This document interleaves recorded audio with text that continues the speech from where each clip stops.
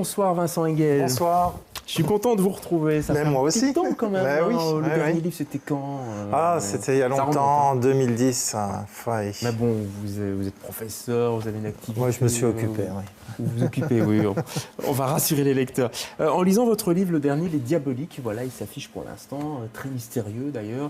On ne va pas trop dévoiler d'ailleurs l'histoire, parce qu'il y a plein de rebondissements. Ouais. En tout cas, Les Diaboliques. Je me disais, ça aurait pu s'appeler Le Bonheur dans le crime, comme cette fameuse reprise d'Artman. Oui, c'est vrai, c'est vrai. C'est un peu ça. Ouais, c'est vrai qu'on a un peu la même source, les mêmes sources d'inspiration. Oui.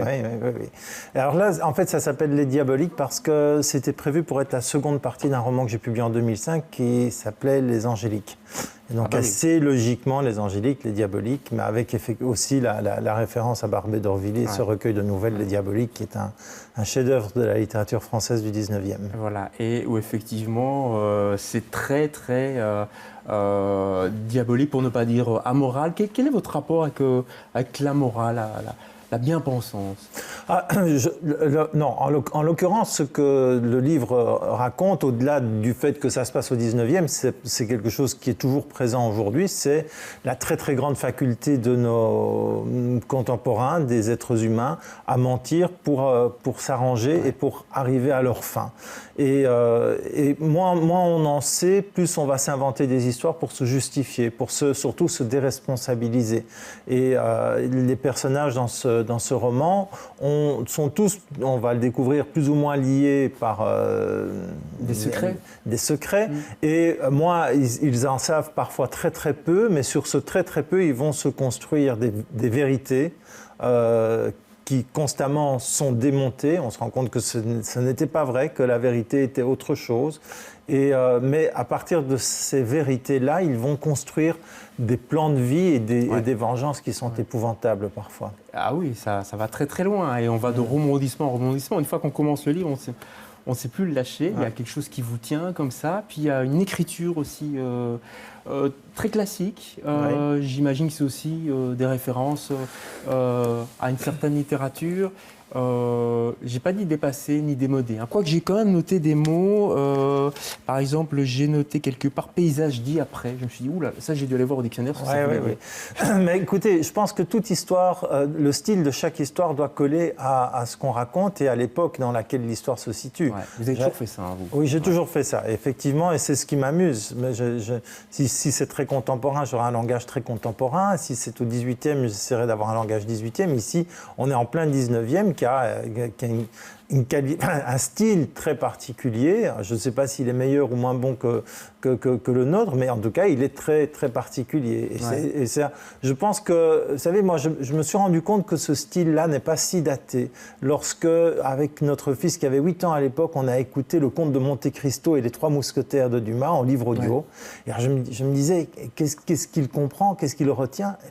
Il a tout retenu, il a tout compris, malgré les subjonctifs imparfaits, malgré les phrases très, très longues. Donc, une fluidité peut-être. Il y a une fluidité de la langue dans ce style-là qui n'est pas daté. Il faut juste faire le tout petit effort de rentrer dedans, et puis une fois qu'on est dedans, ça roule. Un petit mot sur le pitch aussi, parce qu'on est très mystérieux, mais il faut quand même donner aux gens l'envie d'ouvrir le livre. C'est une confession, c'est la confession d'un homme malade. Au départ, on a deux jeunes gens qui sont, l'un et l'autre ont été adoptés dans deux familles de deux villages voisins. Ils se connaissent depuis toujours, ils sont tombés amoureux l'un de l'autre.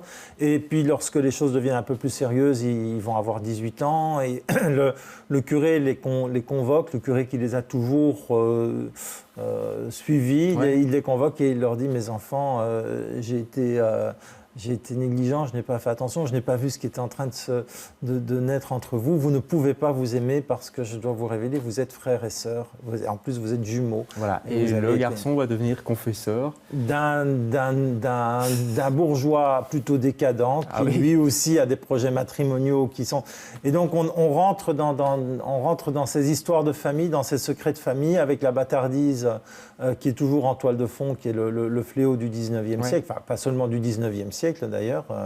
Et voilà. Donc l'idée étant vraiment, quand j'ai construit ce roman, c'est de dire à chaque fois qu'on croit avoir compris quelque chose, eh bien non, c'est démonté et on a un retournement de gants et on se dit ah non, c'était pas vrai. Donc la vérité est autre chose. J'allais dire, c'est un petit peu comme les séries. Je ne sais pas si vous êtes fan de séries en télévision. Il y a certaines séries qui pour moi sont des très chefs-d'œuvre. Parce qu'ils terminent effectivement en donnant un nouveau rebondissement et on passe. D'ailleurs, il y a 4 parties dans votre livre. Hein. Oui. Comme et 4. Et à chaque fois, on rentre aussi dans la vérité d'un autre. C'est vrai, ouais. C'est passionnant. Merci beaucoup en tout cas pour ce livre qu'on vous conseille. Je n'ai pas dit la maison d'édition, elle n'est pas très connue. C'est important de le dire. C'est une jeune maison d'édition belge, Caire Édition, dirigée par Xavier Van Warenberg, un jeune fou passionné et qui est en train peut-être de réinventer un métier. Allez, merci beaucoup Vincent Engel. Excellent conseil de lecture pour cet été, pourquoi pas. Demain, on se retrouve avec d'autres gens, évidemment, avec entre autres notamment le plasticien Stéphane Balleux. Passez une bonne soirée. Bonsoir. Merci. Merci.